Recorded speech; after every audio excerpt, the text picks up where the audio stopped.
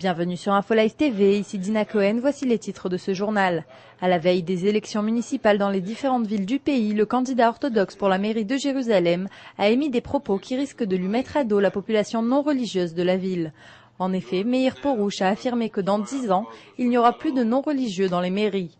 Il explique cela par la croissance grandissante du public orthodoxe en Israël.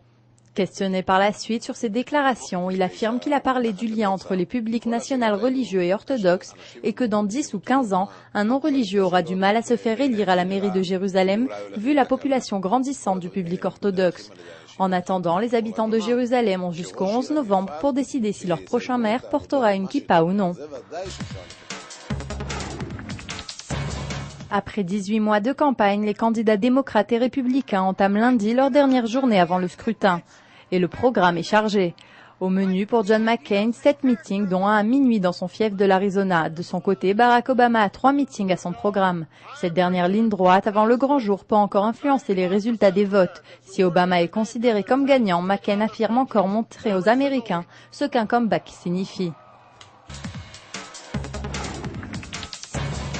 Le ministre des Affaires syrien Walid Moallem a menacé les États-Unis de prendre des mesures sévères à son encontre s'il ne livre pas une explication officielle à l'attaque sur le village syrien à la frontière irakienne. Le 26 octobre, des hélicoptères américains avaient bombardé un site en territoire syrien. Des sources avaient indiqué que cette attaque visait un des hauts responsables d'Al-Qaïda recherché par les États-Unis.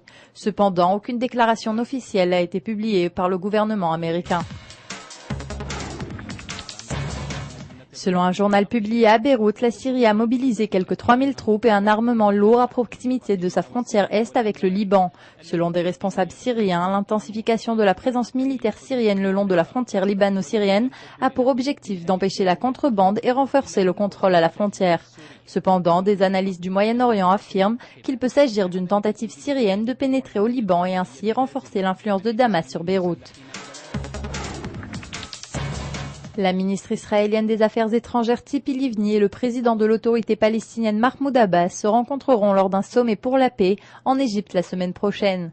Abbas sera accompagné du négociateur palestinien Ahmed Koré, qui avec Livni donnera une présentation conjointe sur l'avancée des pourparlers de paix. Ils expliqueront samedi prochain devant les délégués du Quartet pour le Moyen-Orient quels progrès ont été accomplis depuis la conférence d'Annapolis il y a un an. C'est la fin de ce journal. Merci de l'avoir suivi sur InfoLive TV, la première télévision israélienne qui diffuse en 4 langues depuis Jérusalem.